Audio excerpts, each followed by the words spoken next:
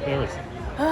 It still doesn't feel real. I've represented Team USA a couple of times, but as an Olympian, at one point I didn't believe that like me being an Olympian would ever be in the same sentence. So it just means everything. What was your mindset going into this race today? Honestly, to win. Like, I wasn't selling myself short to like, oh, top 3. No, like I said in an interview that I did, I think yesterday or 2 days ago, I'm like, when you try to settle for like top 3 or like 3rd place, I feel like you will fall like below what the top 3 is. Like, so I was like, no, I'm just gonna win, keep everyone to my back. And I mean, I won 3 rounds, and that, you know, showed everything. So when you saw that time pop up, 12:25, I mean, meet record, personal best, world lead, like, well, what's your reaction to that? If y'all see did y'all see my reaction?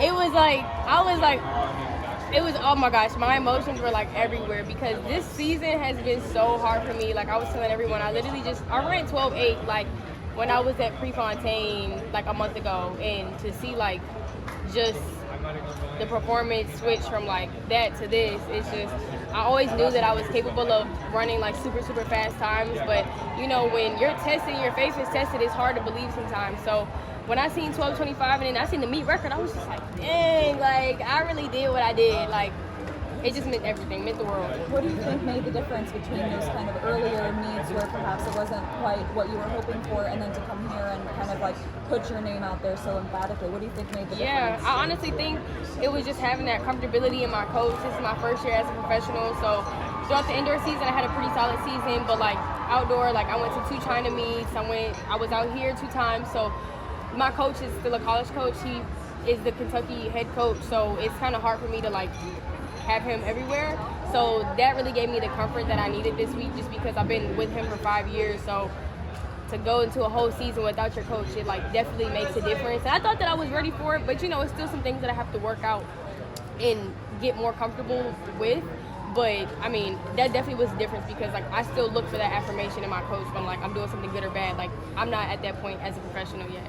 Did you change anything technically, strategically after 3? No, I mean, my coach is a very consistent coach. He kind of sticks to what he knows. I mean, Devin Charlton's my training partner, world record holder indoor, and then now I just ran 12:25. So like he's very good at just like being consistent in what works, and I mean it works. So I'm just like, all right, I'm just going to continue to trust it. Like I ran 7.7 and 12:36 last year, and I was doing the same workouts that I'm doing now. It's just like a change of mindset and just getting stronger. So nothing really changed. It really was just like my mentality. How would you describe your journey getting here?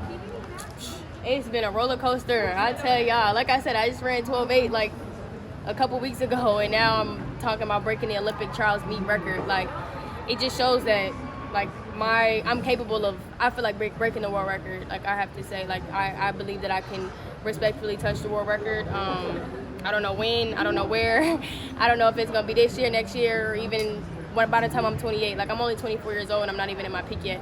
Did you feel that way before you came in here, or was today validation toward that world record? Yeah, I mean, my coach has been saying it. He's like, you could tap the world record. I mean, he was saying it all indoor between like me and Devin tapped the world. She broke the world record twice. So I mean, he see the time, he see the stopwatch. I'm just like doing my thing. I just trust in him and believe what he's telling me. And I mean, the great times and performances happen.